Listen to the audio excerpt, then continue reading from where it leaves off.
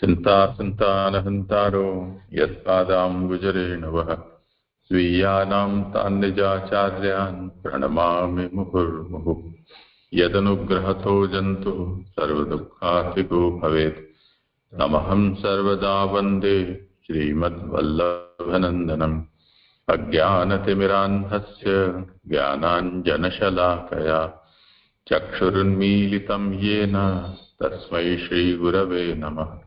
नमामि हृदये शेषे लीलाक्षीराब्धिशायिनम् लक्ष्मीसहस्रलीलाभिः सेव्यमानं कलानिधिम्। चतुर्भिश्च त्रिभिस्तथा षड्भिर्विराजते योऽसौ पञ्चधा हृदये मम।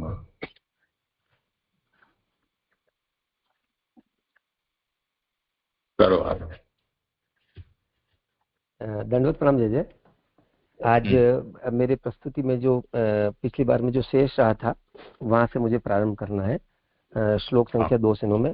तो हम अभी श्रीमद् भागवत का पारायण कर रहे हैं।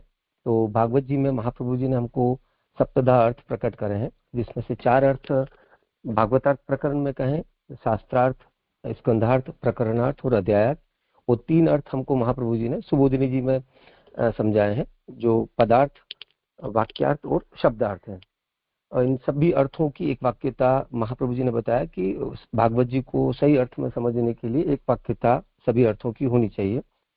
अभी हम जो भागवत जी में 12 स्कंद है, उसमें प्रथम स्कंद का जो अधिकार लीला का है पारायण कर चुके हैं। द्वितीय स्कंद जो ज्ञान साधन लीला का है, उसमें 3 प्रकरण है, एक तत्वचिंतन, एक अपना रथ प्रसाद और एक अपना मनन। उसमें भी हम रथ प्रसाद, जिसमें अध्याय 3 का पारायण कर रहे हैं, जो श्रोता के श्रद्धा का विषय है वहां पर।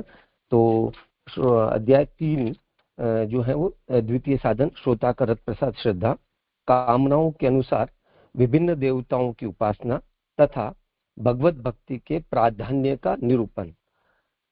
इसमें हमने पिछले क्लास में हमने अध्ययन किया था श्लोक संख्या 2 से 9 का।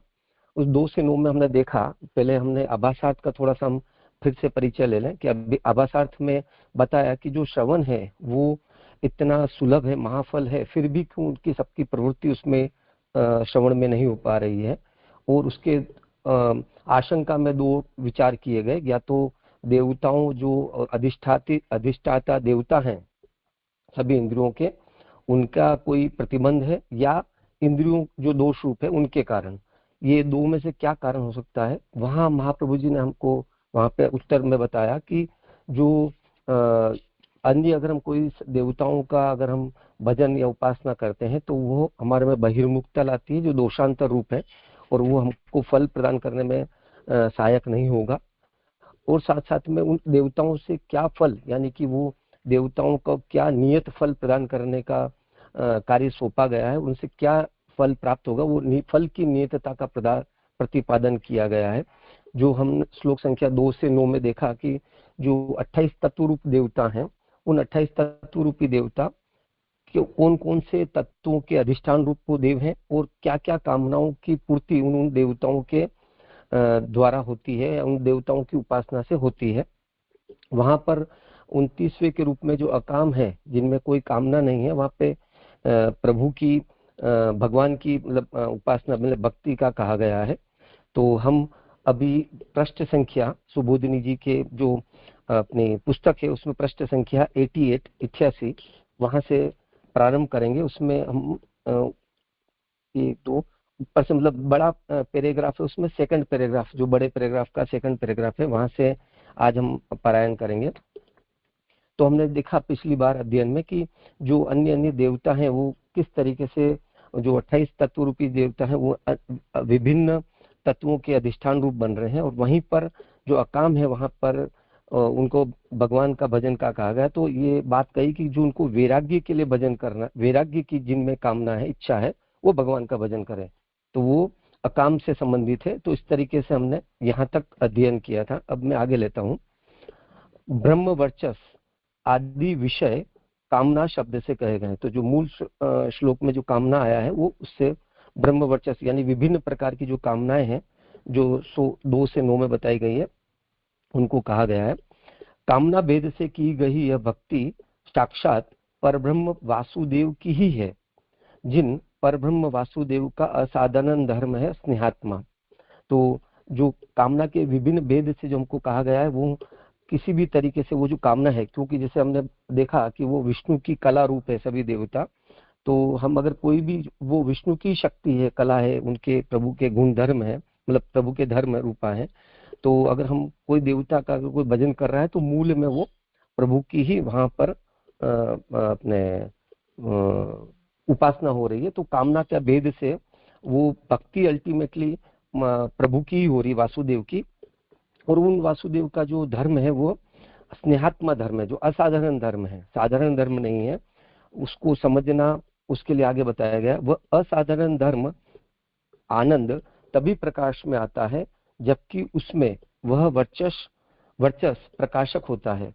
अब जो प्रभु का जो असाधारण धर्म है स्नेहात्मा, क्योंकि जैसे हम देखा कि श्रवण में क्यों प्रवृत्ति नहीं होती है, तो वो प्रभु का जो धर्म है वो असाधारण है, और असाधारण धर्म वो आनंद तभी प्रकाश में आएगा जब वो उसको जो प्रकाश करने वाला वर्चस यानी तेज, जो जे ने पिछली बार भी हमको बताया था, जो तेज रूपा है वह अगर उसको प्रकाशित करेगा तो ही हम प्रभु के जो असाधारण धर्म है स्नेहात्म रूप उसको समझ पाएंगे। वेद तो केवल ब्रह्म मात्र का ही प्रकाशन कर सकता है, किंतु साक्षात ब्रह्म धर्मों का प्रकाशन वेद नहीं कर सकता। तो वेद क्या कर सकता है वो हमको यहाँ पर बताया कि वो ब्रह्म मात्र का ही प्रकाशन कर सकता है, यानी कि ब्रह्म के स्वरूप को, ब्रह्म व्यापक है, ऐसा मैं अर्थ यहाँ पे समझ पा रहा हूँ कि ब्रह्म व्यापक है वगैरह, पर ब्रह्म के धर्म क्या है वो, कि किस तरीके से उनकी व्यापकता है, किस तरीके से व्यापकता में फिर से प्रभु की कोई विरुद्ध धर्माश्रयता है वगैरह वगैरह, जितने भी प्रभु के जो ब्रह्म धर्म है, साक्षात ब्रह्म धर्म जो वसुदेव के हैं, उसको वेद प्रकाशित नहीं कर सकता। और प्रत्यक्ष रूप से ब्रह्म का प्रकाशन भी वेद नहीं कर सकता। अब वेद जो है वो केवल ब्रह्म का प्रकाशन तो करता है, लेकिन वो प्रत्यक्ष रूप से भी फिर भी प्रकाशन करने में वेद असमर्थ है।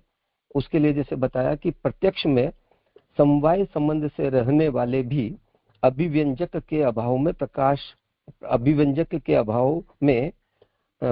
में नहीं आते। अब कोई भी जो वस्तु है अगर वो प्रकाश प्रत्यक्ष के साथ है, फिर भी अगर उसका अभिव्यंजक यानी उसको प्रकट करने वाला अगर कुछ नहीं है हमारे पास में साधन, तो उस प्रत्यक्ष के साथ में रहने वाले को भी हम समझ नहीं पाते हैं।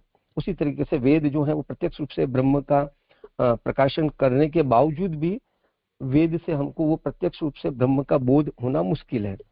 इसलिए ब्रह्म भगवान में जो वर्चस है वह यदि अपने में आवे तब दीप हस्त की तरह सबको देखेगा। इसलिए सर्वप्रथम तो ब्रह्म वर्चस की कामना करनी चाहिए, अथवा वेद में स्थित प्रकाशन का सामर्थ्य संपादन करना चाहिए।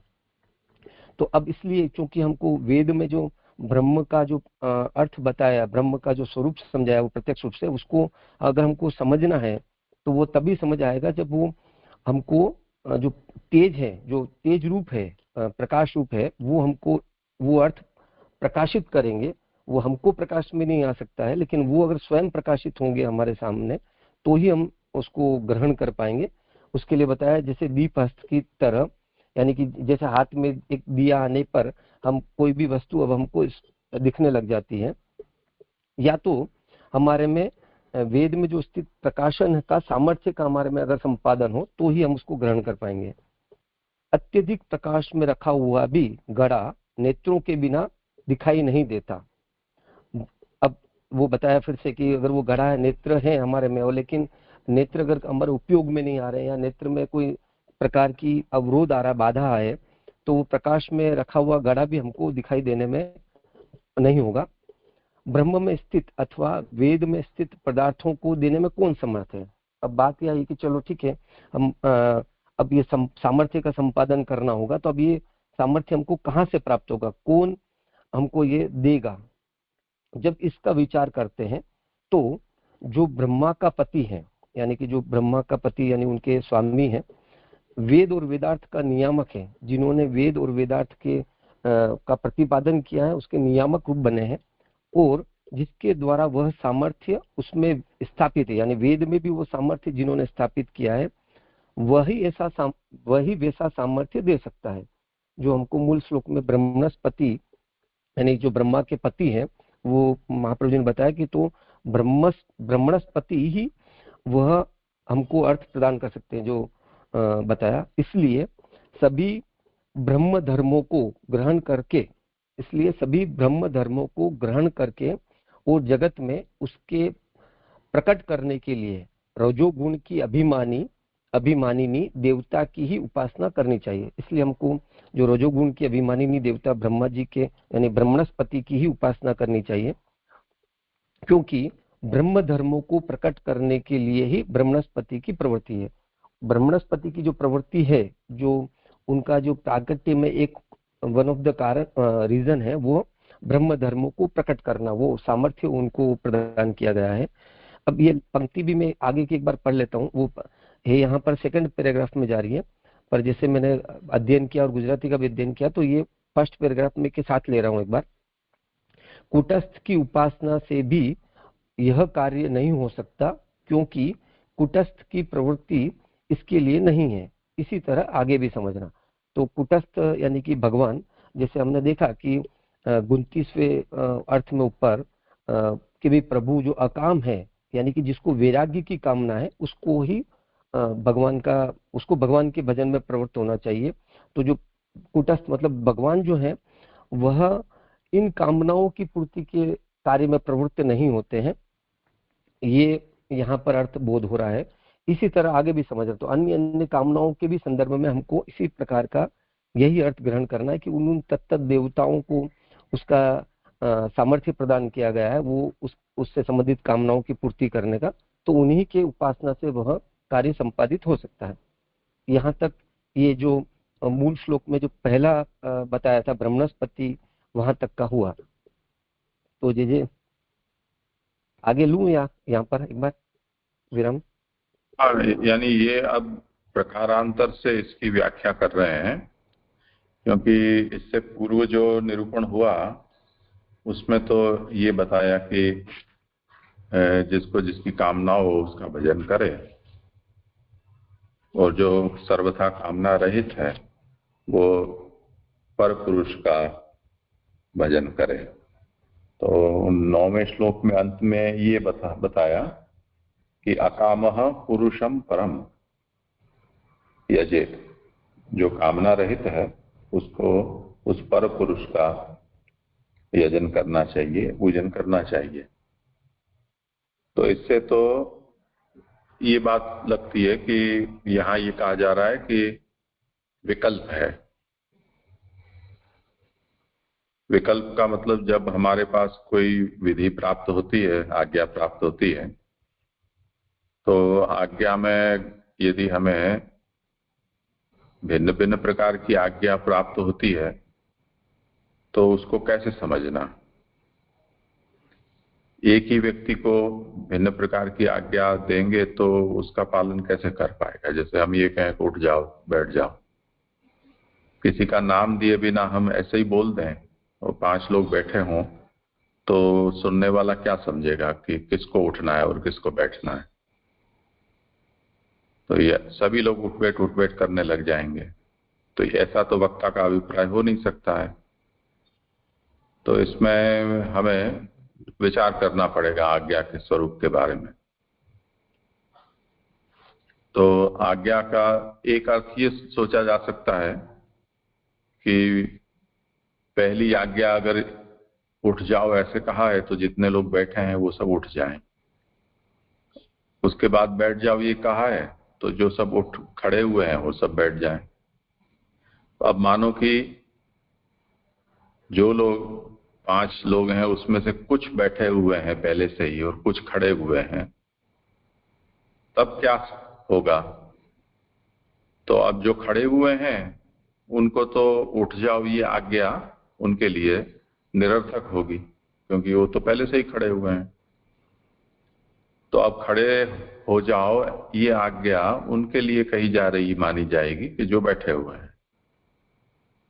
तो खड़े वालों को, खड़े जो हैं उनको ये आज्ञा यदि निरर्थक नहीं माननी है तो इसका ऐसा मतलब लेना पड़ेगा कि दूसरे बैठे हुए लोगों को देखकर उनको भी बैठ नहीं जाना है, खड़े हैं तो खड़े ही रहना है, ये वक्ता का अभिप्राय है। दूसरी अब आज्ञा क्या क्या करें? अगर इसका रिवर्स हम करें कि एक बार उठ जाओ ऐसे बोला, दूसरी बार कहा बैठ जाओ, तो अब जो बैठे हुए हैं वो सब उठ गए, खड़े हैं वो खड़े ही रहे, तब फिर वो दूसरी आज्ञा है वो निरर्थक हो जाएगी, बैठ जाओ ये। तो स्थिति ये होगी कि जो बैठे हुए हैं वो खड़े होने जा रहे हों, उतने में उनके दूसरी आज्ञा सुन ली कि बैठ जाओ, तो वो ये समझेंगे कि बैठे ही रहने का विधान है और जो खड़े वाले हैं उनके लिए ये कहा जा रहा है कि वो बैठ जाए। तो अभी यानी कुल मिला के पूरी अराजकता की स्थिति आ गई, कुछ समझ में नहीं आ रहा है। तो या तो फिर ये होगा कि वक्ता की मनस्थिति ठीक नहीं है, यानी वो मुखम स्थिति वक्तव्यम जैसा उनकी अवस्था है, तो उसकी कोई भी बात विचारणीय नहीं है, उसको सोच समझकर फिर बोलने दो, तब अगर कुछ समझ में आए ऐसी बात बोलेगा तो हम करेंगे। तो ऐसी स्थिति हो जाएगी। अथवा इसमें व्यवस्थित विकल्प है, ऐसा सोचो, दो प्रकार की आज्ञा है। तो व्यवस्थित विकल्प ये है कि बैठे वालों को खड़ा होने के लिए कहा जा रहा है, खड़े हैं उनको बैठने के लिए कहा जा रहा है, ये एक व्यवस्था हो सकती है। तो अब वक्ता का अभिप्राय, तो अब वो जब आज्ञा का पालन करेंगे और वक्ता वहां उपस्थित है तो वो पालन के अनुसार, यदि उसकी अपेक्षा के अनुसार उन्होंने किया है तो वो संतुष्ट होगा। अगर उसकी अपेक्षा के अनुरूप नहीं किया है पालन तो वो उसमें परिवर्तन सुझा देगा कि नहीं मैं ये कहना चाह रहा था, तुम लोग ऐसा करो। तो इस तरह से अब यहाँ जो ये बात कही जा रही है जिसमें भिन्न भिन्न कामना वालों को क्या क्या करना चाहिए, वो बताने के बाद अंत में ये कहा कि जो कामना रहित है उसको परपुरुष का यजन करना। तो विकल्प हो गया, यानी भगवान का भजन निष्काम के लिए और जो सकाम के लिए तत्त देवों की उपासना, ये इसकी व्यवस्था हुई। पर अगर यही अभिप्राय होता तो फिर आगे जो बात कही जानी है वो फिर संगत नहीं हो पाएगी, जिसमें ये कहेंगे कि अकाम सर्व काम हुआ मोक्ष काम अवतार थी, कि जो अकाम हो, सर्व काम हो या मोक्ष की कामना वाला हो, उस सबको तीव्रेण भक्ति योगे न यजेत पुरुषम परम, तीव्र भक्ति योग से पर पुरुष का यजन करना चाहिए। तो अब ये नियम नहीं रह गया कि अकाम को परपुरुष का भजन करो, कामना वालों को तत्त देवताओं का कामना के अनुसार करो। यहां सबको परपुरुष का तीव्र भक्ति योग से भजन करने के लिए कहा जाएगा। तो अब ये जो व्यवस्थित विकल्प जैसा दिख रहा था ऐसा नहीं लग रहा है, इसलिए महाप्रभु ने इसकी पूर्व में जो उत्थानिका की उसमें ये बात स्पष्ट की थी कि यहाँ पर कहा यह जा रहा है कि जो अन्य भजन से बहिर्मुखता होती है, तो वो बहिर्मुखता कैसे होती है उसको यहाँ समझाया जा रहा है। और वो इसलिए समझा जा रहा है कि ऐसा करोगे तो बहिर्मुख होगे तो कभी भी भगवत सन्मुख नहीं हो पाओगे, कामनाओं में उलझ जाओगे। तो उस बहिर्मुखता का वारण करने के लिए ये पूरा निरूपण किया जा रहा है कि क्या क्या करने पर ऐसी हजार्डस सिचुएशन क्रिएट होगी कि तुम फेंक जाओगे, अन्यासक्त हो जाओगे, अन्याश्रित हो जाओगे, बहिर्मुख हो जाओगे। उसके लिए ये सब पूरा निरूपण किया गया। अब इस पर ये एक बात निरूपण हो गई। उसके बाद अब ये द्वितीय शैली से व्याख्यान है। उसमें अब ये बात कही जा रही है कि चलो जो जो कामना पूर्व में बताई गई कि यश की कामना हो तो ये, धन संपत्ति की कामना हो तो इसका, या दाम्पत्य की कामना हो तो ऐसा है। पर अगर हम इन सबको, ये जितनी भी कामना गिनाई गई 28 प्रकार की, उन सभी कामनाओं के बिना भक्ति मार्ग संभव ही नहीं है। तो इन सब चीजों की उपयोगिता भगवत भक्ति के लिए भी सर्वथा है। उसके बिना भगवत भक्ति नहीं हो सकती है। तो हम इनको बहिर्मुख कब होंगे कि जब हम भक्ति से स्वतंत्र होकर और इन कामनाओं के लिए तत्त देवताओं का भजन पूजन करेंगे तो बहिर्मुख हो सकते हैं, ये माना चलो। तो यदि हम ये कहें कि जैसे ब्रह्म वर्चस्व का यहाँ उदाहरण दिया एक नमूने के तौर पर कि हम ब्रह्म वर्चस्व को ले लें, तो ब्रह्म वर्चस्व क्या वस्तु है? तो ये कहा कि कामना भेदेन भक्ति ही साक्षात परब्रह्मणो वासुदेवस्य असाधारणो धर्मः स्नेहात्मा। ये कामनाओं के बहुत सारे प्रकार वर्णित हुए। उसमें अब हम ये समझें कि भक्ति की कामना है। बहुत सी कामना है, उनमें एक भक्ति की भी कामना है। और वो भक्ति जो है वो साक्षात परब्रह्म जो वासुदेव हैं, श्री कृष्ण हैं, उनका असाधारण धर्म स्नेह रूप जो है सो है। वो स्नेह रूप भगवत धर्म है। वो कब प्रकाशित होगा? कि जब उस प्रकार का तेज, प्रकाशक तेज हो तब। अब कोई कहेगा कि ऐसा प्रकाशक तेज है वो वेद से हो जाएगा, तो कहता कि वेद से तो नहीं होता है, क्योंकि वो तो केवल ब्रह्म का प्रकाशन करता है। ब्रह्म का जो धर्म है, यानी यहाँ जो स्नेहात्मक धर्म कहा गया है, उसको तो वेद भी प्रकट नहीं कर सकता है। तो उस स्थिति में जब तक प्रत्यक्ष समवेता अभी अभिव्यंजका भावे न प्रकाशनते, आंखों हो पर प्रकाश न हो, प्रकाश हो पर चक्षुरेंद्रिय न हो, ऐसी कोई भी स्थिति में वस्तु का साक्षात्कार नहीं होता है। तो इसलिए क्या है कि अतो ब्रह्मणि भगवती यद वर्चः, जो भगवान ब्रह्म के भी अंदर जो तेज है, वो तेज यदि हमारे भीतर नहीं आता है तो दीप हस्त इव सर्वम पश्येत्, तब तक हम कोई वस्तु को देख नहीं पाएंगे। जैसे हाथ में दिया होने पर हम देख सकते हैं, हाथ में वो दीप, प्रकाशक दीप नहीं आता है तब तक हम नहीं देख सकते हैं। तो ये जो ब्रह्म धर्म रूप स्नेह है, भक्ति है, उसके लिए भी हमें ब्रह्म वर्चस्व की आवश्यकता है। ब्रह्म तेज हमारे भीतर आना चाहिए।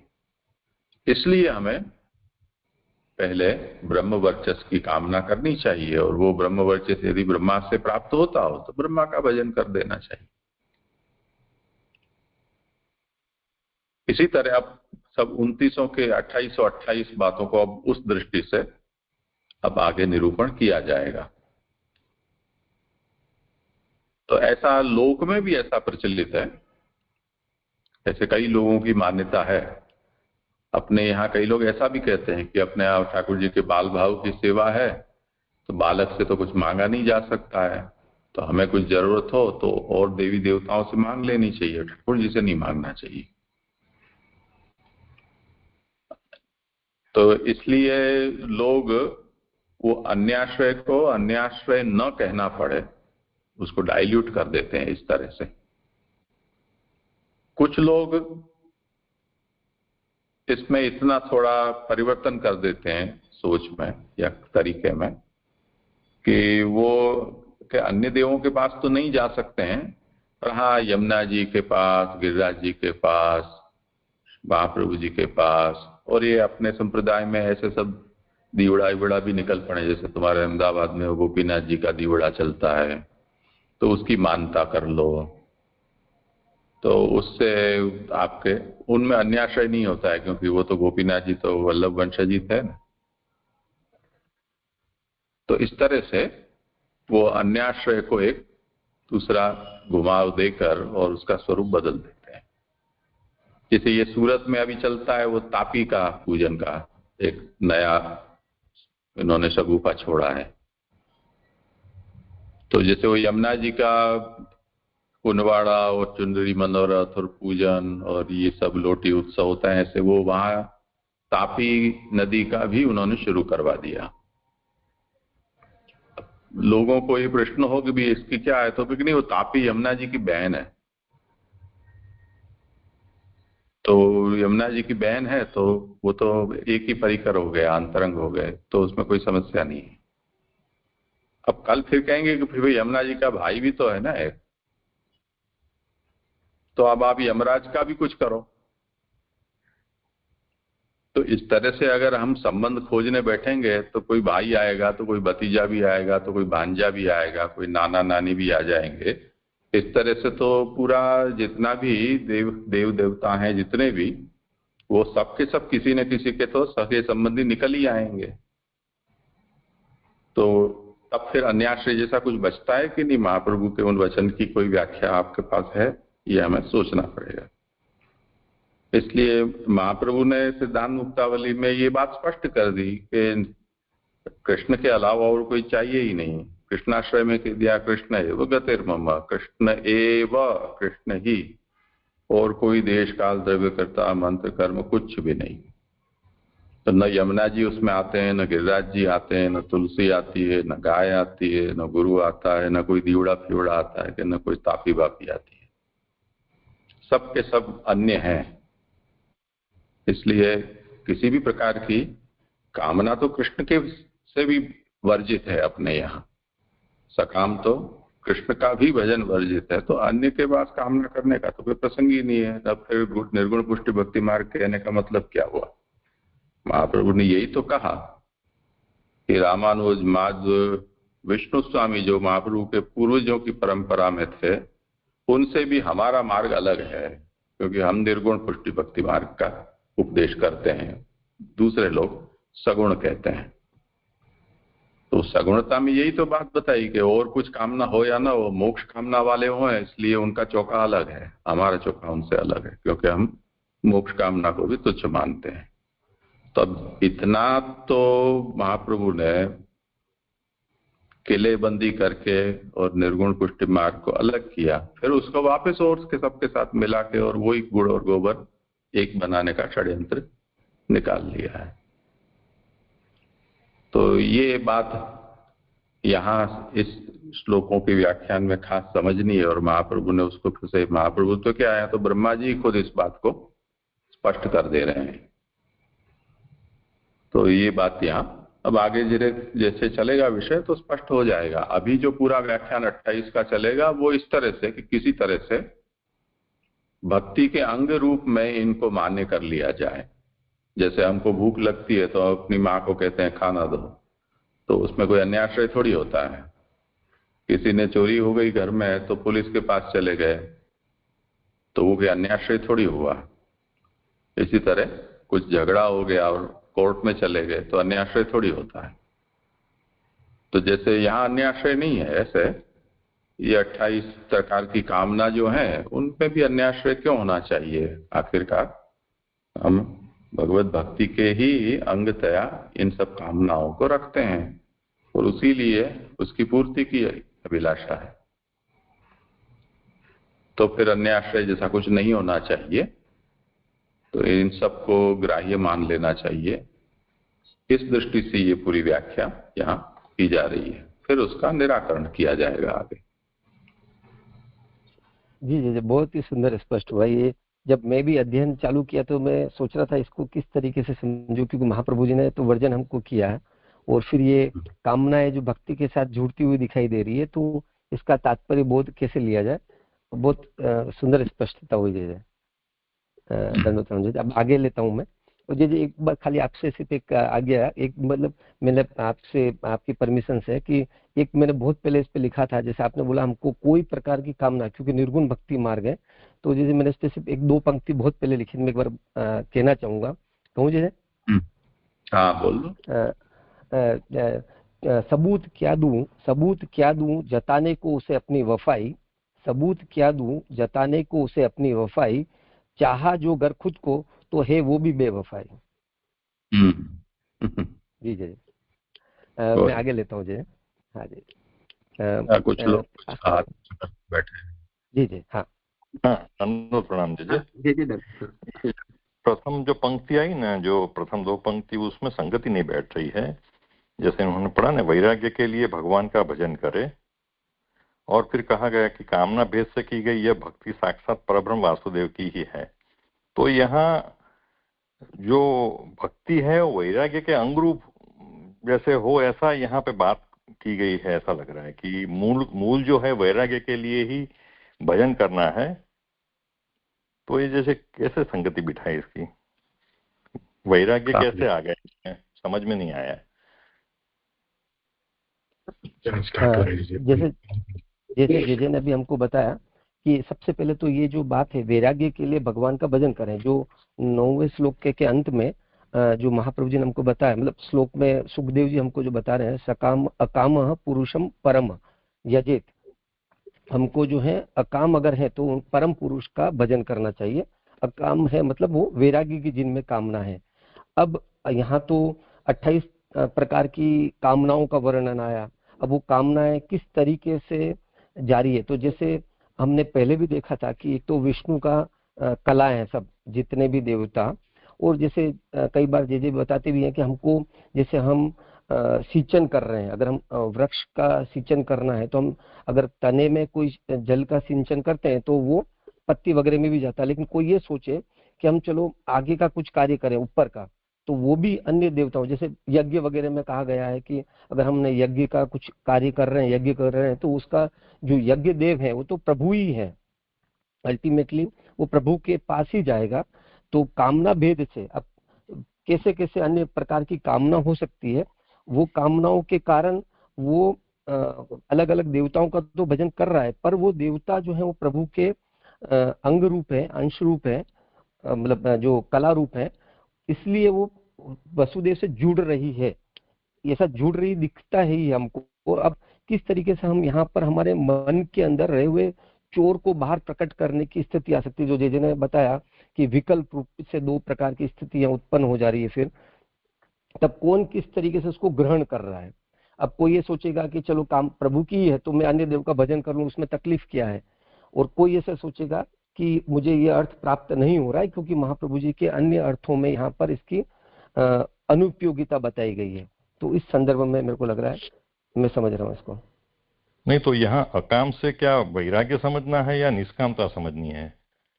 हाँ वही अकाम मतलब निष्कामता, जो किसमें कामना नहीं है। तो अब अपने में इतनी कामनाएं रही है तो हम प्रभु के साथ जुड़ेंगे तो हमारे को अगर हमारा उद्देश्य ये है कि हमको कोई कामना नहीं चाहिए, हमको कोई प्रकार की इच्छाएं नहीं है, मुक्ति मोक्ष भी नहीं चाहिए, तो फिर हमको भगवान का भजन करना चाहिए, जो 9वें श्लोक में अंतिम पंक्ति में कहा गया है। नहीं, मुझे है ना अकाम से वैराग्यता समझ में नहीं आ रही। मेरा ये प्रश्न ये है, अकाम से वैराग्यता, वैराग्य कैसे? क्योंकि निष्काम व्यक्ति भी वैरागी होना आवश्यक नहीं है, भक्ति करता है वो। अगर निष्काम है तो उसका मतलब ये नहीं कि वैराग्य है, उसमें राग भी है, फिर भी उसका राग भगवान के साथ जुड़ा हुआ है, ऐसा भी ले सकते हैं। तो यहाँ वैराग्य शब्द से मुझे थोड़ा ये समझ में नहीं पड़ रही है। एक खाली बहुत पहले जैसा अपन समझे थे भी इसमें कि जैसे हमारे अंदर मतलब हमारी भक्ति है वो निरुपाधिक है, जैसे जे ने बताया कि भी अन्य जो वैष्णव संप्रदाय से हमारी पुष्टि भक्ति का स्वरूप क्या है कि वो निर्गुण निरुपाधिक है। अब हम सोपाधिक हो सकते हैं पर हमारी भक्ति का जो स्वरूप है वो निरुपाधिक है। अब हमारी सोपाधिकता के लिए हम चाहे जो कुछ भी करें, लेकिन हमारा उद्देश्य तो हमारी भी खुद की जो रही हुई सोपाधिकता को खत्म करने का है, कि हमारे में भी कोई प्रकार की जो कामना है स्वतंत्र कामना, प्रभु संबंधित नहीं हो रही है और वो ऐसी स्वतंत्र कामना है, उनका नाश होना चाहिए, तो वो जो निष्काम भक्ति है उसी से उसका शोधन हो सकता है। तो इसके लिए प्रभु का भजन है। ऐसे लेना है जैसे।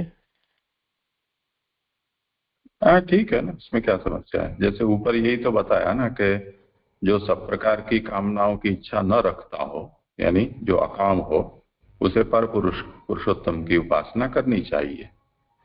तो ये 29 देवताओं के अधिपति है ये कहकर, और जो जो देवता जिसके अधिपति हैं उनको गिनाया, और फिर ये प्रकरण का यहाँ उपसंहार किया कि अब इस प्रकार से कामना के अनुसार प्रकृति में उपयोगी सब बलों की सिद्धि के लिए उन देवताओं का भजन करना चाहिए, ये बताया। और वैराग्य के लिए तो भगवान का भजन करें।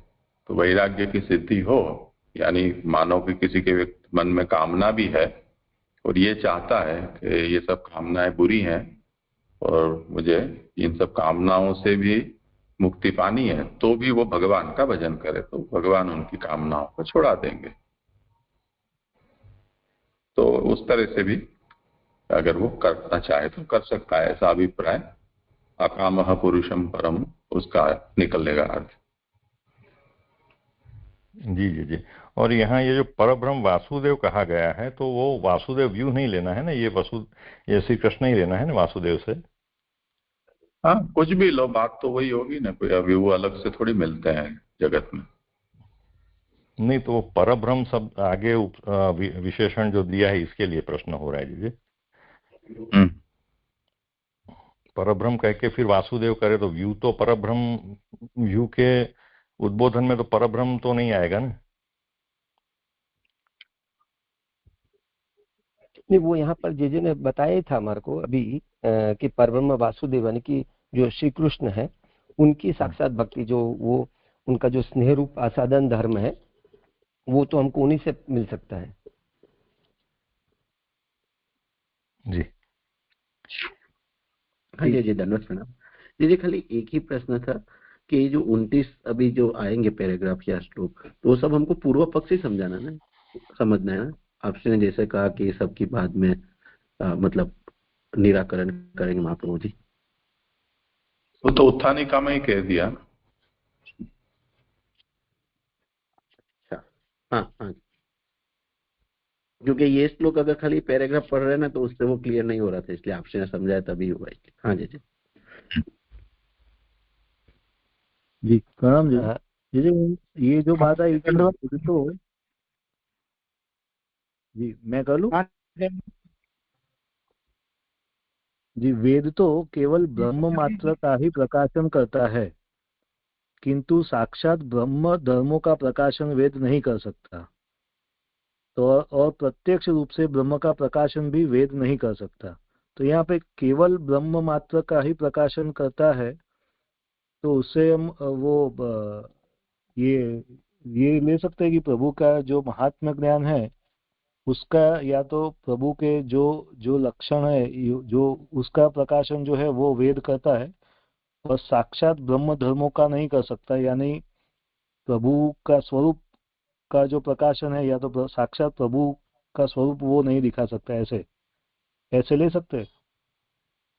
अभी जैसे जे ने हमको यहाँ बताया कि जो प्रभु के जो कौन से ब्रह्म धर्म कौन से हैं, तो जे ने बताया कि जो स्नेह रूप जो प्रभु का जो असाधारण धर्म है, ऐसे जो धर्म है प्रभु के, प्रभु स्नेह रूप है, स्नेह से ही प्रभु को प्राप्त किया जा सकता है। ऐसे जो प्रभु का जो धर्म है उनको वेद प्रकाशित नहीं कर सकता है भगवान के। वो उनका स्वरूप बता सकता है, ब्रह्म रूप, व्यापक स्वरूप वगैरह बता सकता है।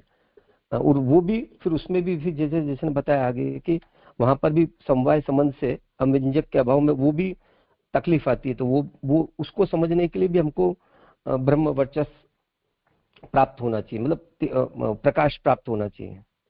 तो जो ब्रह्म धर्म है, साक्षात ब्रह्म धर्म, स्नेहात्म रूप ब्रह्म धर्म। वो क्योंकि वेद भी जो है वो तो वर्णन तो प्रभु का ही कर रहा है ना, वो चाहे सगुण यानी गुण रूपता से हो या धर्म रूपता से भी आ तो रहे हैं, वहां पे भी प्रभु का ही वर्णन तो हो रहा है। तो इसीलिए थोड़ा कंफ्यूजन, क्योंकि यहाँ पे केवल ब्रह्म मात्र का ऐसा लिखा और साक्षात ब्रह्म धर्मों का प्रकाशन नहीं। तो ये दोनों में फिर ये एक ही अंतर समझे या और भी कोई धर्म है फिर? क्योंकि ये तो स्नेह तो समझ गए, लेकिन और भी कोई समझना ऐसा, या एक ही है? कैसे लेना है इसको? हाँ, मेरे को तो हाँ यही समझ में आ रहा है स्नेहा। हाँ, आप बताइए। हाँ, जय जय, दंडवत प्रणाम। हाँ बोलिए। जय जय, मेरे ये समझ में आ रहा है, जैसे अपन रोजाना जब भी सुबुद्धि का अवगाहन करती हैं तो सबसे पहले भागवतार्थ शास्त्रार्थ करते हैं। तो उसमें अपन रोजाना ये बोल रहे हैं कि आनंद रूप हरि की आनंद रूप लीला। तो यहाँ जो भी बात आ रही है तो अपन मेरा मानना ऐसा है कि अपन उस पिन पॉइंट से क्यों हट जाते हैं बीच बीच में, जहाँ भी जो बात आ रही है, लेकिन उसके मूल में तो ठाकुर जी है ना। तो मेरा मतलब ये संगति नहीं बैठ पा रही। मैंने अगर ब्रह्म भी है तो ब्रह्म के अंदर क्या है? अब मैं ऐसा सोच रहा हूँ, मुझे पता नहीं ठीक है नहीं है।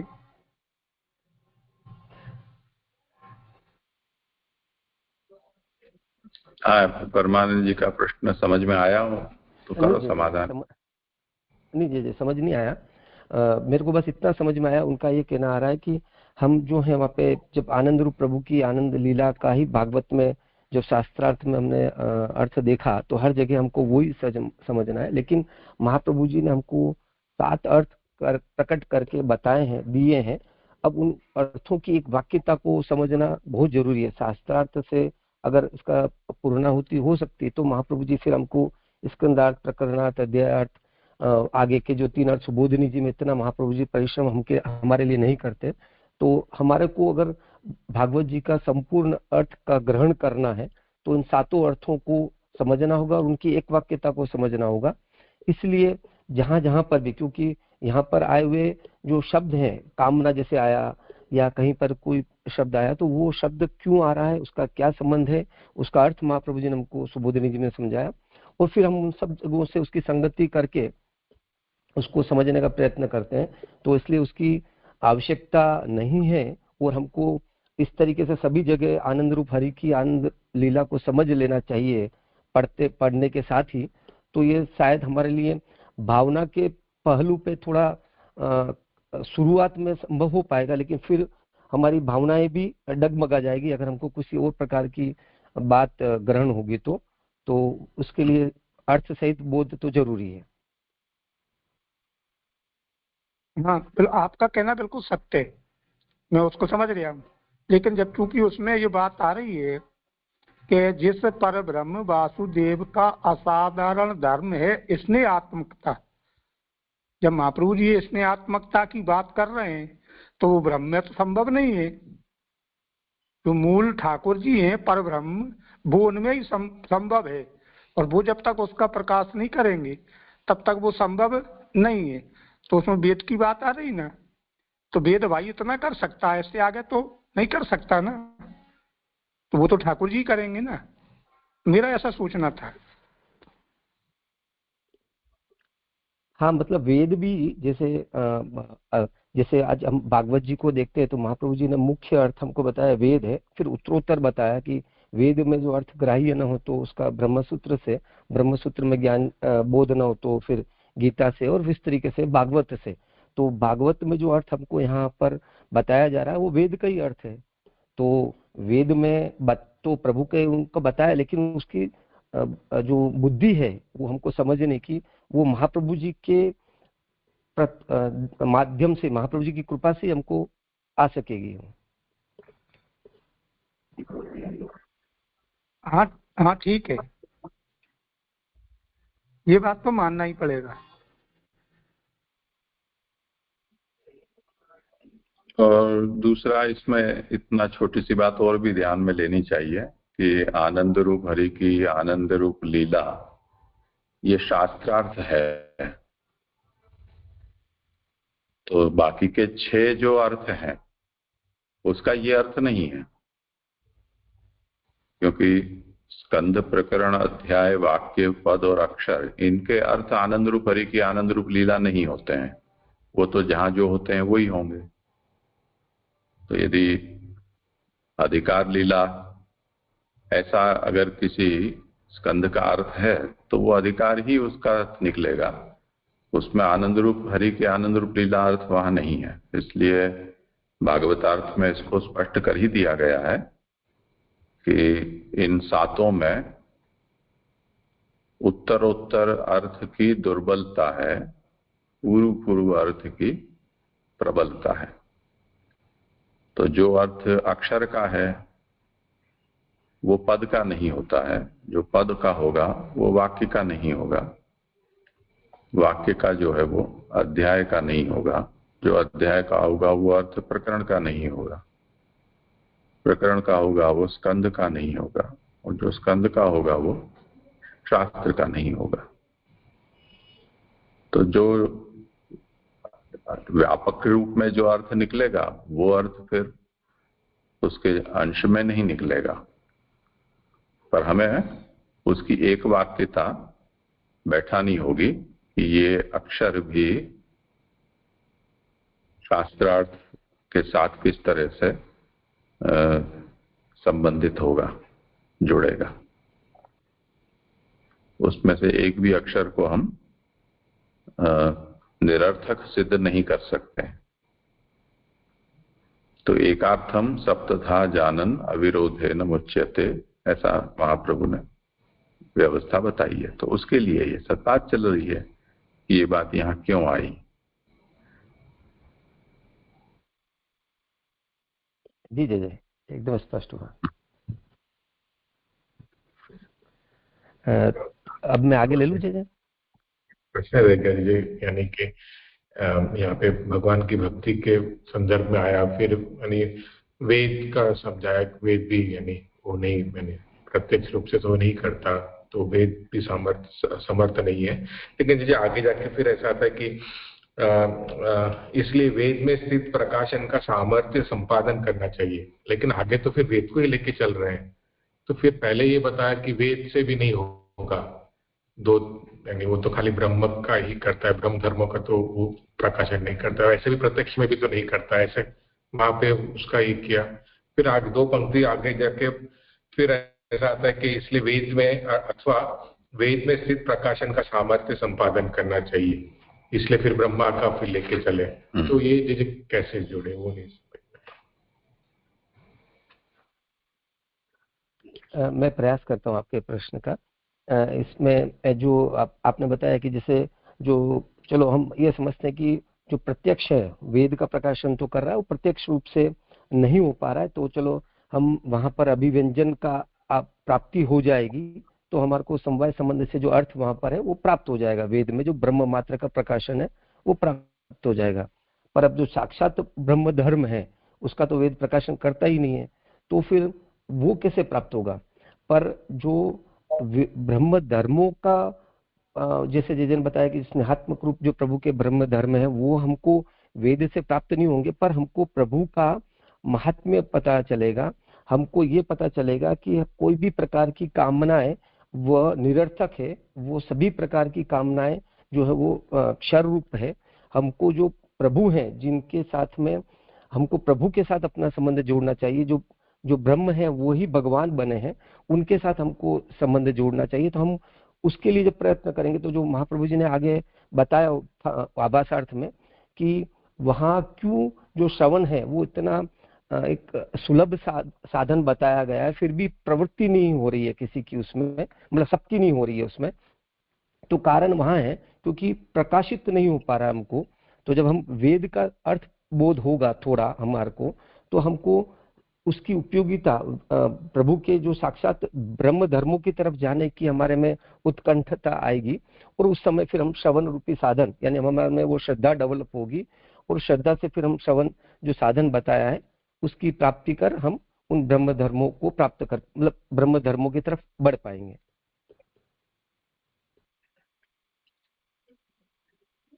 थोड़ा नहीं स्पष्ट हो रहा है, क्योंकि यानी वो तो ब्रह्म धर्मों का तो प्रकाशन नहीं कर रहा है। तो अगर हमें ब्रह्म धर्मों का अगर हमें जानना है तो फिर वेद से कैसे प्राप्त होगा, वो तो ऊपर ही कह दिया। फिर आगे जाके ऐसा भी आता है कि फिर वेद में दिए गए पदार्थों को देने में कौन सामर्थ्य है, तो वेद ही फिर यानी प्रभु यानी ब्रह्म का यानी ब्रह्म धर्मों का संपादन नहीं करता है, तो फिर ये कौन से साधनों की फिर बात हो रही है? ऐसे नहीं, तात्पर्य ये है कि हमको अगर कहीं जाना है तो उसका रास्ता आप चौक किताबों में मैप में देख के आप खोज सकते हो, तो वो बता देगा कि यहाँ से यहाँ जाओ, यहाँ से वहां जाओ, और आप वहां पहुंच जाओगे। पर उससे पहुंच थोड़ी जाओगे, उसके लिए तो आपको अतिरिक्त सामर्थ्य और प्रयत्न करना पड़ेगा ना। तो वेद केवल ब्रह्म का परिचय करा देगा कि ब्रह्म ये है, ऐसा है, यूं है, त्यों। पर जब तक वो सचमुच में उसका जो साक्षात्कार है वो कोई वेद से थोड़ी होता है। उसके लिए तो ब्रह्म तेज चाहिए ना। आपके आंखों में वो तेज नहीं होगा तो क्या कर लेगा, सामने भी आकर खड़ा हो जाएगा। तो उस हिसाब से ये कह रहे हैं कि जो ब्रह्म धर्म है वो स्नेह है।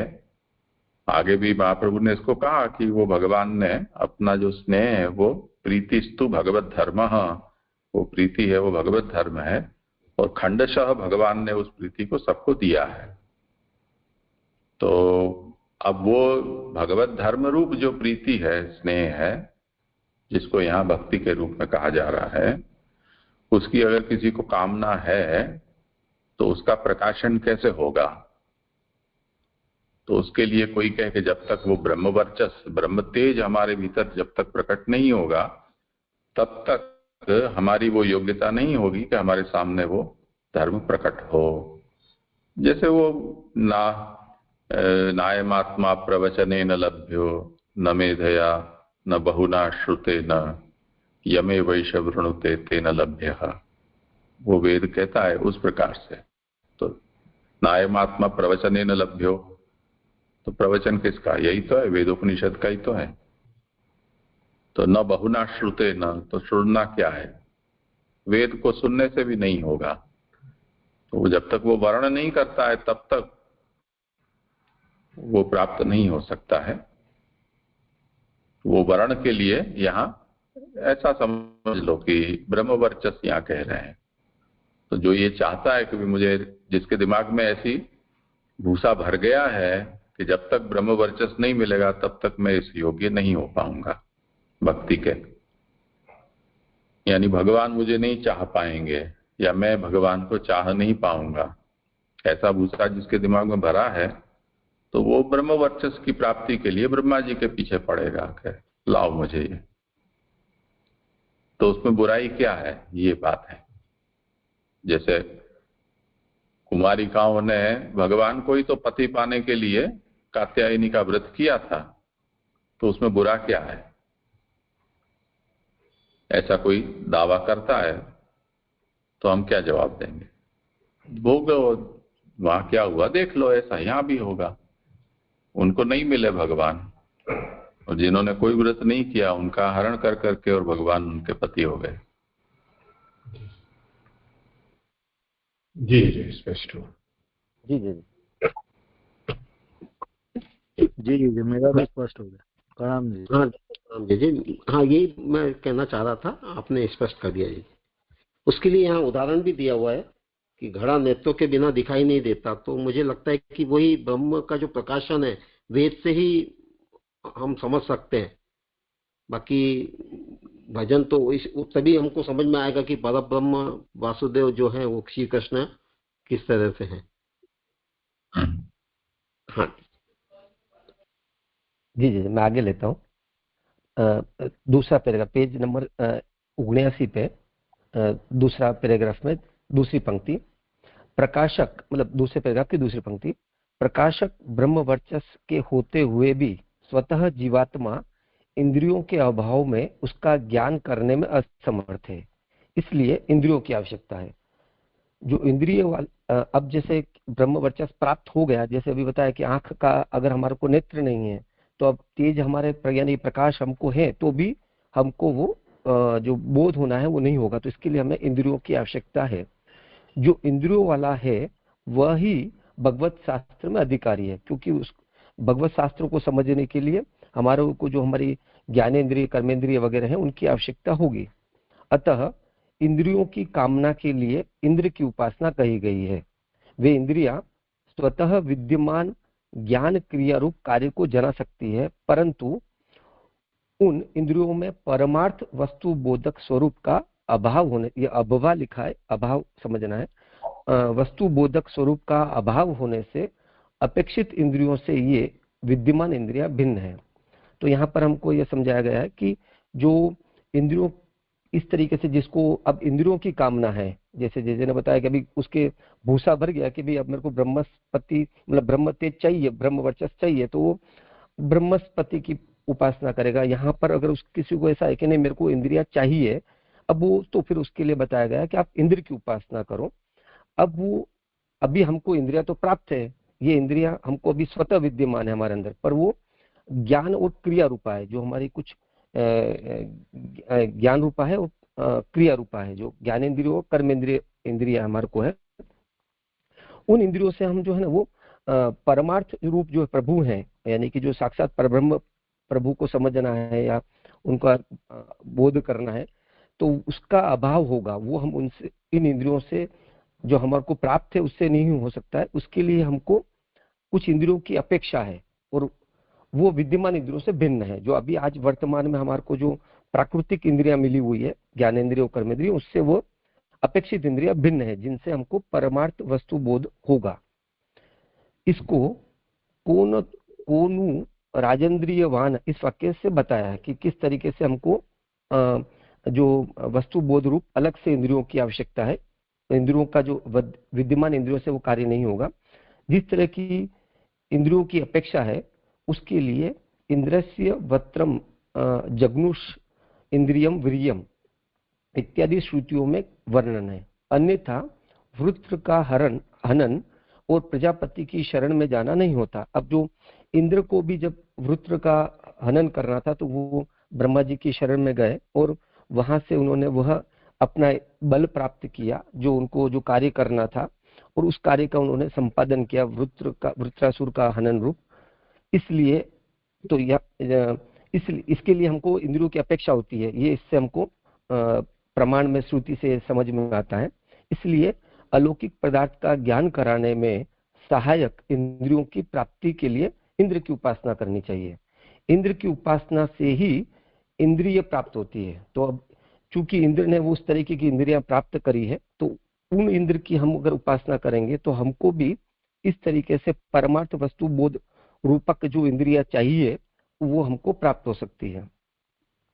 यद्यपि प्रजापति ही उसमें प्रयोजक है। जैसे इंद्र भी प्रजापति की शरण में गए और उनको फिर वो प्राप्त हुआ, तो उसमें प्रजापति ही तो प्रयोजक है। तथापि प्रजापति उन पदार्थों के रस का अभिज्ञ नहीं है। उनको वो उन जो इंद्रियों से जो रस है, जो इंद्र को जो बोध है, वो प्रजापति को बोध नहीं है। केवल इंद्रियां भी रसाभिज्ञ नहीं है। अभी वर्तमान में हमको जो प्राकृत इंद्रिया प्राप्त है वो भी रस से की अभिज्ञ नहीं है। वो प्रकृति में प्राकृत में लगी हुई है, उसमें भी वो ज्ञान का भाव है उसका। इसलिए रसास्वादन के लिए इंद्र ही सेव्य है। अगर हमको परमार्थ वस्तु बोधक स्वरूप रूप अगर रस का स्वादन करना है तो हमको इंद्र की ही सेवा करनी होगी, मतलब उपासना करनी होगी। यदि इंद्रिय यहाँ पर मुझे लगता है शायद वो इंद्र होना चाहिए। यदि इंद्र रसाभिज्ञ न होता तो वह बार बार प्रजापति का शरण ग्रहण क्यों करता। अब इंद्र को सही रस क्या है उसका बोध है और वो कहाँ से प्राप्त हो सकती है, इसके लिए वो बार बार प्रजापति की शरण में गए। तो इंद्र को उनका बोधन है और जिसको उसका ज्ञान है उन्हीं की शरण में जाने से, यानी उन्हीं की उपासना करने से हमको भी वो प्राप्त हो सकता है। इसलिए तृप्ति पर्यंत उस पदार्थ के रस को इंद्र ही जानता है, इसलिए वह ही सेव्य है। तो इंद्रियों की प्राप्ति के लिए जो इंद्रियां परमार्थ वस्तु बोधक रूप बन सके, स्वरूप को जान सके, ऐसी कर्मेंद्रिय और ज्ञानेंद्रिय अगर हमको प्राप्त करनी है तो उसके लिए इंद्र की ही शरण में जाना चाहिए। वो इंद्र ही उसके लिए सेव्य है। यहाँ इसका अर्थ हुआ। हाँ जी जी धन्यवाद जी। एक प्रश्न था देश भाई, जो लास्ट से चौथी लाइन है ना, तथापि प्रजापति उन पदार्थों के रस का अभिज्ञ नहीं है, तो उन पदार्थों में परब्रह्म वाला लेना है।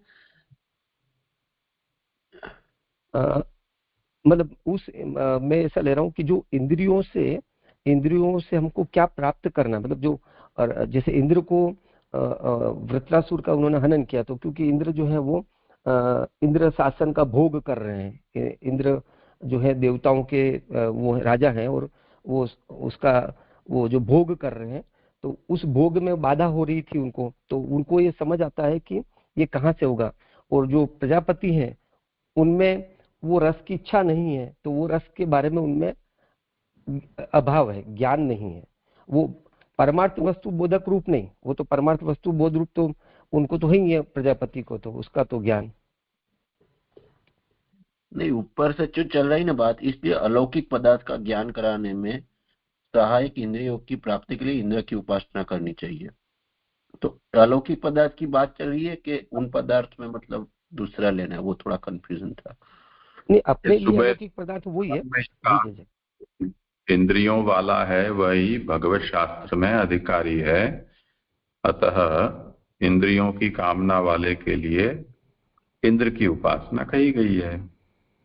तो जो ये चाहता है कि भगवत भक्ति उपयोगी मेरी इंद्रियां हों और इंद्रियों का अधिपति इंद्र है, तो मुझे इंद्र की उपासना करूंगा तो मेरी भी इंद्रियां है वो भक्ति उपयोगी हो जाएगी।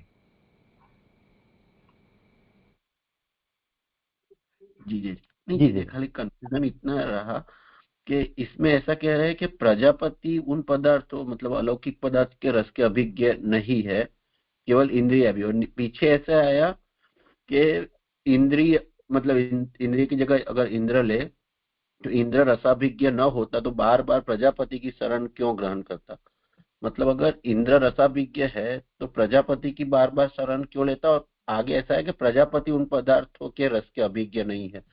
ये दो थोड़े काउंटर हुए ना, इसलिए प्रश्न हुआ जी।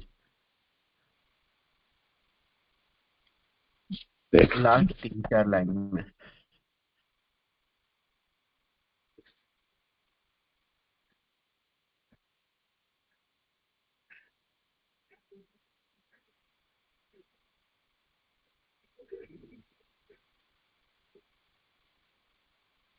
यद्यपि प्रजापति प्रयोजकस्तथापि तत्पदार्थ रसानभिज्ञत्वात् गवामपि तथात्वात् इंद्र एव सेव्यः, अन्यथा इंद्रस्य पुनः पुनः उपधावनम न भवेत्।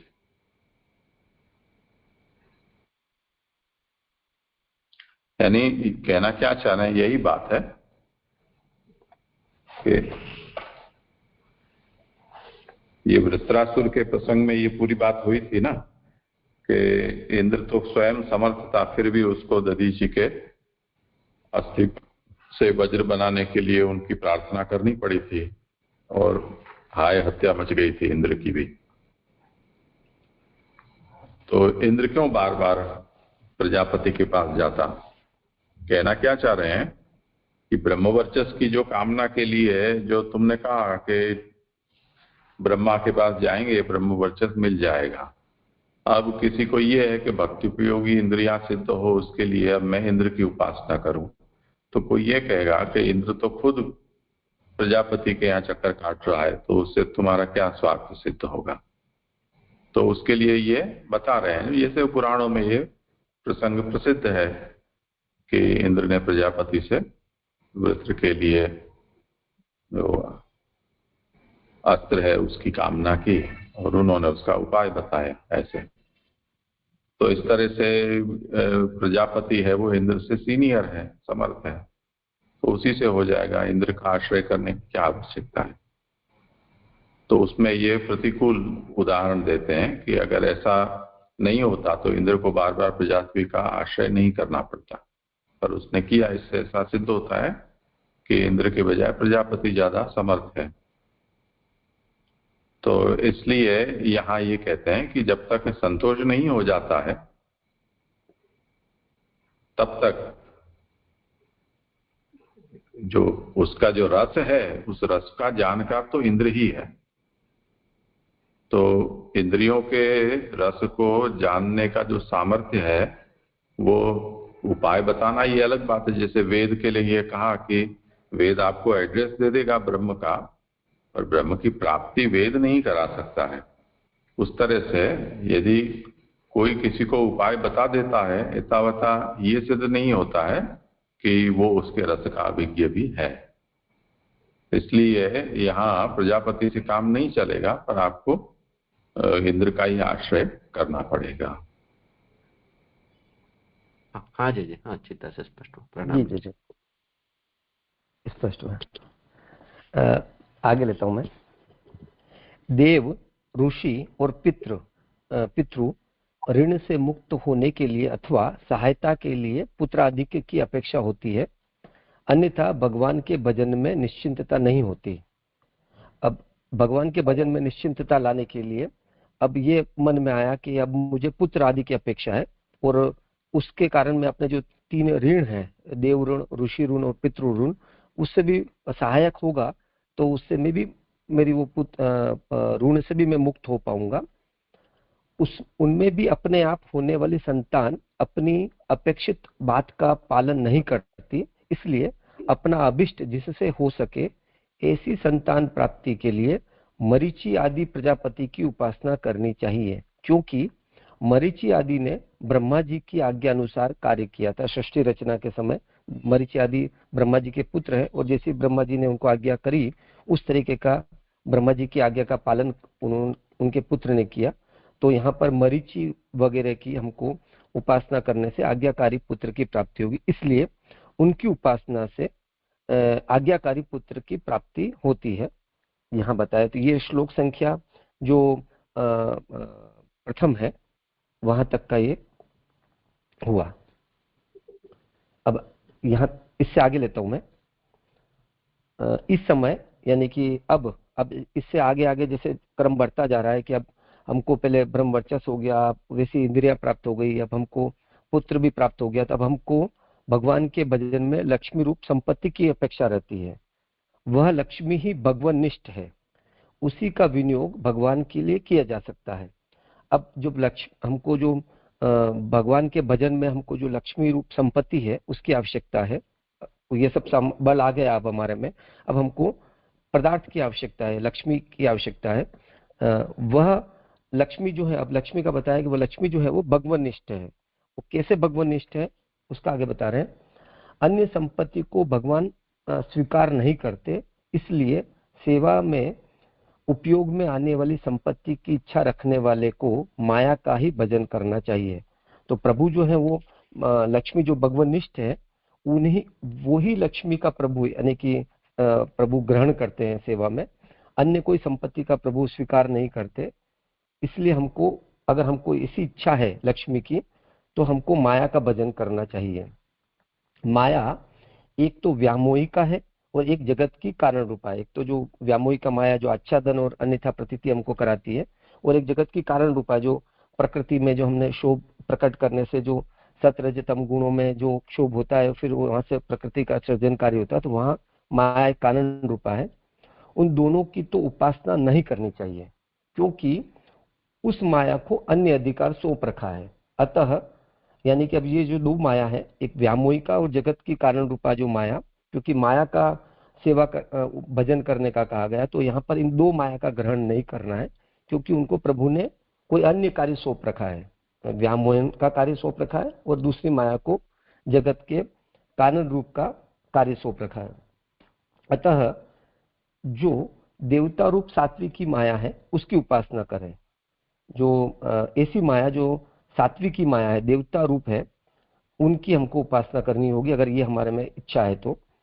मोक्षदाता वासुदेव ने मोक्ष देने के लिए वैसा रूप ग्रहण किया है। उनके उपयोगी साधनों का संपादन करने वाली जो माया है, वह माया लक्ष्मी ही है। यह लक्ष्मी भगवान विष्णु की देह अनुरूप है, अतः उसे भगवान अपने शरीर रूप से ही यानी साक्षात ही ग्रहण करते हैं। तो अगर हमको प्रभु की सेवा में उपयोगी जो माया की आवश्यकता है यानी संपत्ति की आवश्यकता है, तो वो ऐसी जो लक्ष्मी है वो चूंकि देवता रूप है, सात्विकी है और प्रभु के ही स्वरूप रूप है, प्रभु ने ही, अतः हमको उन्हीं का उपासना करनी होगी, क्योंकि वो माया को ही प्रभु ने अपने शरीर से यानी साक्षात प्रभु ने उसी संपत्ति उसी माया को ग्रहण किया है, लक्ष्मी को ग्रहण किया है। अन्य कोई प्रकार की संपत्ति प्रभु स्वीकार नहीं करते हैं। विष्णुर देहानुरूपा वे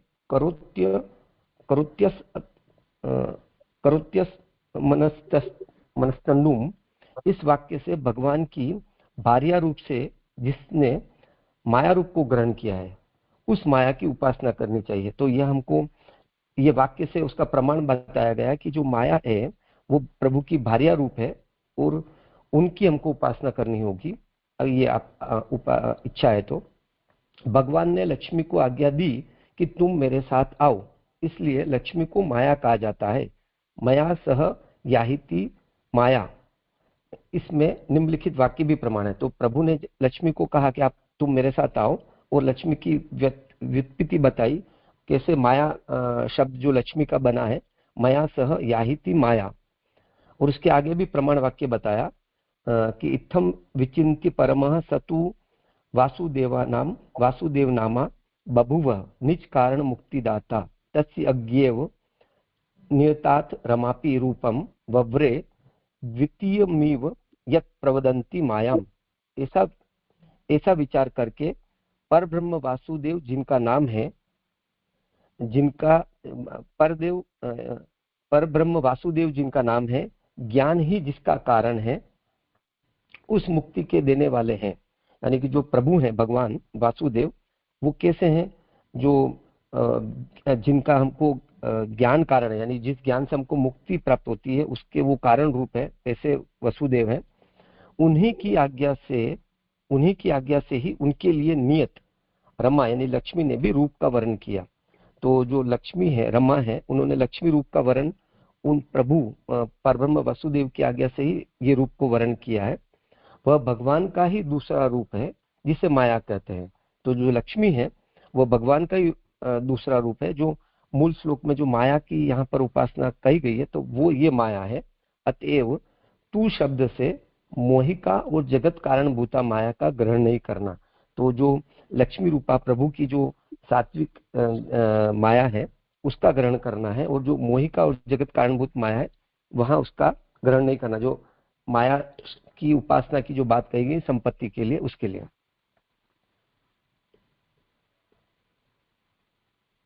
यहाँ किसी का अगर कुछ हो तो फिर नहीं तो मैं आगे लेता हूँ। ये एक प्रश्न है। तो यहाँ पे यानी संपत्ति के लिए यानी लक्ष्मी जी या तो माया का यानी भजन करने के लिए कहा, लेकिन जी यहाँ बीच में एक पंक्ति आई कि मोक्षदाता वासुदेव ने मोक्ष देने के लिए वैसा रूप ग्रहण किया। तो लक्ष्मी द्वारा या माया द्वारा फिर मोक्ष देने का ऐसा समझ लीजिए यहाँ पे। हाँ एक मिनट, वो पंक्ति मोक्षदाता वासुदेव ने मोक्ष देने के लिए ही वैसा रूप ग्रहण किया है, यानी कि वो लक्ष्मी के लिए बता रहे हैं कि वो जो लक्ष्मी जो देवता रूपा सात्विकी माया है वो कैसी है कि वो जो वासुदेव है उन्होंने ही वैसा रूप धारण किया है, देव माया रूप धारण किया है, क्योंकि उनके उपयोगी साधनों का संपादन करने वाली जो माया है वह माया लक्ष्मी ही है। क्योंकि अब जैसे हमको मोक्ष के लिए, जैसे मोक्ष के कारण वासुदेव है और उन्हीं से हमको ये प्राप्त हो सकती है, और वो रूप जो है उन्होंने लक्ष्मी ने ग्रहण किया है, प्रभु ने ही लक्ष्मी रूप वो रूप धारण किया है। ऐसा अर्थ मुझे लग रहा है। थोड़ा सा स्पष्ट नहीं हो पा रही बात मेरी। नहीं, यानी मूल में जो कहा है ना उसी की ये व्याख्या है। देखो श्लोक में देवी मायांतु श्री कामः, तीसरे श्लोक में श्री की कामना है वो माया देवी का करे। ये माया देवी का मतलब यहाँ कौन सी माया लेनी, उसकी यहाँ व्याख्या करते हैं। तो उस पर यह आज्ञा करते हैं कि श्री काम, श्री काम का मतलब भजनोपयी काम संपत्तिम इच्छन, जिनको भगवत भजनोपयोगी संपत्ति की इच्छा है वो क्या करे, माया में वो भजे, वो माया का भजन करे। अब माया तो बहुत सारी प्रसिद्ध है, एक व्यामोहिका है, एक जगत कारणभूता है, तो उसका भजन नहीं करना है क्योंकि उनका भगवान ने अन्य अन्य विभाग में उनको सौंप दिया है, तुम्हारा ये काम है। तो किसका करे, तो देवी माया का करे। या देवी पद जो दिया है उसकी यहाँ व्याख्या करते हैं कि देवता रूपा सात्विकी। ये माया कैसी है कि जो देवता रूपा है और जो सात्विकी है।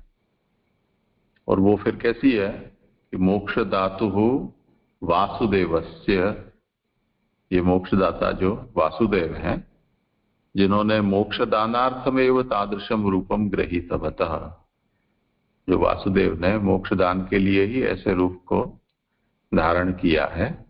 तदुपयोगी साधन संपादनार्थम, उस वासुदेव के भजनोपयोगी साधन की संपादन के लिए लक्ष्मी रेव माया रूपम गृहीतवती, वो लक्ष्मी ही नहीं उनकी पत्नी के रूप में माया का रूप धारण किया। उसमें प्रमाण क्या, तो विष्णु पुराण का वचन दिया कि विष्णु देहानुरूपाम वही करोति ऐसा आत्मना तनु, तो विष्णु के देह के अनुरूप ही वो अपने भी आपको ऐसे शरीर को वो धारण वो करती है। ठीक है ना जी। और यहाँ पे जो माया को समझाए, माया की जो व्युत्पत्ति की, इसलिए लक्ष्मी को माया कहा जाता है। माया सह याही थी माया, ये नहीं समझ में आया कि तुम मेरे साथ आओ, इससे उसको माया कैसे नाम पड़ा। नहीं, ये तो वर्ण शब्द जो माँ और या, तो मया सह या ही, तो माँ और या तो माया ऐसे है। जी जी स्पष्ट है, सुंदर स्पष्ट करें। जरूर प्रणाम जी। हाँ जी जी, धन्यवाद, प्रणाम जी। जी जी, थोड़ी समझ में नहीं आया कि आज से मुक्ति देने के लिए उन्हीं की आज्ञा से उनके लिए नियत रमा लक्ष्मी ने ही वैसा रूप धारण किया है। जैसे मैंने ऐसा पढ़ा था अथवा सुना था कि मोक्ष देने वाले तो भगवान है, लक्ष्मी की माने स्वतंत्र अगर सेवन किया जाए तो वो मोक्ष को नहीं दे सकती। मोक्ष देने के लिए रमा सहित माने भगवान को भजन करना पड़ेगा। शायद मैंने पढ़ा था या तो सुना था, तो जैसे इसको कैसे लेना चाहिए, क्योंकि या तो सीधी सी बात कही। मूल में ये पंक्ति है वो महाप्रभु ने विराम चिन्ह के बिना पहले लिखते थे। अब इसका जो अन्वय बैठाने में यहाँ हिंदी सुबोधनी में अनुवादक को थोड़ी असुविधा हुई है, इसलिए मैंने अभी उस पंक्ति को संस्कृत में ही पढ़ के समझाया था। तो फिर से सुन लो एक बार और। यहाँ ये आज्ञा करते हैं कि 3 प्रकार की माया है, एक व्यामोहिका, एक जगत कारणभूता है और एक लक्ष्मी है। तो ये जो पहली दो वाली हैं उनका सेवन नहीं करना है, क्योंकि उनको और काम दे रखे हैं भगवान ने। तो अब क्या करना, श्री की कामना यानी भजनोपयुक्त संपत्ति की इच्छा हो तो कौन सी माया को पकड़े, तो वो जो भगवत पत्नी है, लक्ष्मी रूप है, जो भगवान की भार्या है, उसका भजन करना है। ये उत्तर है इसका। वो बात कहां से आएगी, तो मूल में देवीम पद का प्रयोग है 3 श्लोक में, तो वहां से ये बात आती है कि वो व्यामोहिका और जगत कारणभूता है, वो देवी नहीं है, पर ये जो है वो देवी है, तो उसका भजन करे। तो उसका अर्थ करते हैं देवता रूपा सात्विकी, वो सात्विकी है और देवता रूपा है। व्यामोहिका और जगत कारणभूता जो है वो देवता रूपा नहीं है, यानी उसका कोई व्यक्ति रूप नहीं है। ऐसा समझ के चलो कि वो केवल शक्ति है। तो ये जो देवता रूपा और जो सात्विकी है वो कैसी, कि जो मोक्ष धातु वासुदेवस्य, भार्या रूपेण माया रूपम गृहीतवती, जिसने मोक्षदाता वासुदेव हैं उनकी भार्या के रूप में माया रूप ग्रहण किया है। अब वासुदेव कौन? तो कहते हैं मोक्षदानार्थमेव तादृशम रूपम गृहीतवता। भगवान ने जो वासुदेव रूप ग्रहण किया है वो मोक्षदान के लिए है, क्योंकि वासुदेव योग का यही कार्य है। तो मोक्षदानार्थमेव तादृशम रूपम गृहीतवतः तदुपयोगी साधन संपादनार्थम, ऐसे जो वासुदेव हैं उनके सेवोपयोगी साधन संपादन के लिए लक्ष्मी रेव, जो लक्ष्मी है उसी ने यहाँ उनकी भार्या के रूप में रूप ग्रहण किया है। वो किया है उसमें प्रमाण क्या? तो उसका वचन देते हैं विष्णु पुराण का, विष्णो देहानुरूपम वही करोत्येषात्मनः तनुम। विष्णु जैसा भी रूप धारण करते हैं वो अपना भी स्वरूप उनके अनुरूप वो धारण कर लेती है। तो ये राम बन गए तो सीता बन गए, ऐसे कृष्ण बने तो रुक्मिणी बन गई, उस प्रकार से उसी को यहाँ माया कहा गया। हाँ जी, अब स्पष्ट समझ में आया। धन्यवाद, प्रणाम जी। ये आपने समझा ना, तो शायद एक पंक्ति का अनुवाद रह गया, इसलिए कंफ्यूजन हो रहा है। मोक्षदाता वासुदेव ने मोक्ष देने के लिए ही वैसा रूप ग्रहण किया है ना, उसके आगे वो माया वाला कुछ लिख सकते हैं तो इजी हो जाएगा, नहीं तो ये इसीलिए कंफ्यूजन हो रहा है। वैसा ही में मैंने ब्रैकेट में वासुदेव रूप डाल दिया तो हो जाए ऐसा। देख लें इसमें क्या है। वैसा रूप तो देवता रूपी माया के लिए बोला गया। जो देवता रूपा सात्विकी माया है उसी की उपासना करे, ये तो ठीक है। मोक्षदाता वासुदेव ने मोक्ष देने के लिए ही वैसा रूप ग्रहण किया है। उनके उपयोगी साधनों का संपादन करने वाली जो माया है वह माया लक्ष्मी ही है। यह लक्ष्मी भगवान विष्णु की देहानुरूप है, अतः उसे भगवान अपने स्वरूप से ही ग्रहण करते हैं। ठीक है, तो इसमें क्या समस्या क्या है? और वो यानी वैसा यहाँ पे सब ले रहे कि वैसा रूप यानी लक्ष्मी या माया रूप ग्रहण किया है आपने, जैसे वैसा यानी वसुदेव रूप मोक्ष देने के लिए, वही यहाँ पे मेरा भी तो मोक्षदाता वासुदेव ने मोक्ष देने के लिए ही वैसा रूप ग्रहण किया है। वो पीछे यानी देवी रूप माया से जोड़कर चल रहा है। अच्छा, इसलिए प्रॉब्लम है। नहीं उसको मत कहो। जी अब इसको मैं उसको देवी की माया के साथ जोड़ लेता। जी ये जो तीसरे श्लोक में जो आया है देवी माया, वहाँ प्रकाश में प्रकाश कर कहते कि ये देवी माया मतलब ब्रह्मानंद रूपा नहीं है, ऐसा बताया है। तो जनरली अपन समझते हैं कि हम लोग समझते हैं कि लक्ष्मी मतलब ब्रह्मानंद रूपा है, तो ये दोनों में डिफरेंस करके कैसे समझने का है?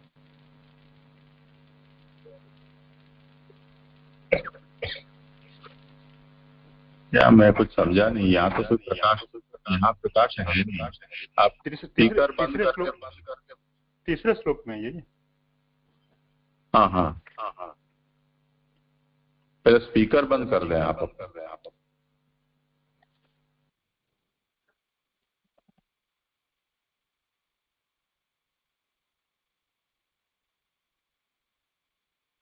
देवी मायां प्रकृत्यधिष्ठात्रीं देवतां श्री कामः धन कामं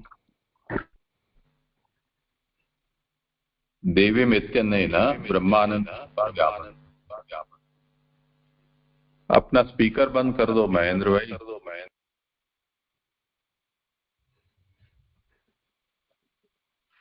आप उसमें प्रश्न क्या है, मैं वो नहीं समझा। प्रथम जो व्याख्यान किया उसमें ये बात कही कि जो श्री काम का मतलब है धन की कामना, संपत्ति रूप धन, और देवी मायाम प्रकृति अधिष्ठात्रीम देवता। आज जो देवी माया कहा है उसमें ये कहा है कि प्रकृति की अधिष्ठात्री देवता। तो महाप्रभु ने वहां ऐसा अर्थ क्यों किया, तो पुरुषोत्तम जी ने उसका खुलासा कर दिया। ये जो ब्रह्मानंद रूपा है उसे यहाँ नहीं समझनी है, इसलिए प्रकृति की अधिष्ठात्री जो है वो देवता यहाँ समझनी है, माया देवी का अर्थ। वो प्रथम व्याख्यान में ये अर्थ हुआ है। अभी यहाँ जो भगवत सेवोपयोगी पदार्थ के लिए जिसकी कामना उपासना बताई जा रही है वो ये नहीं है, परंतु वो भगवान की भार्या रूप जो माया है उसे यहाँ समझना है।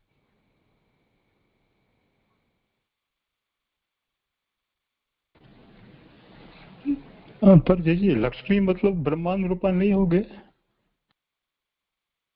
हो भी सकती है, नहीं भी हो सकती है, तीनों प्रकार की है ना, आदि भौतिक, आध्यात्मिक, आदि दैविक।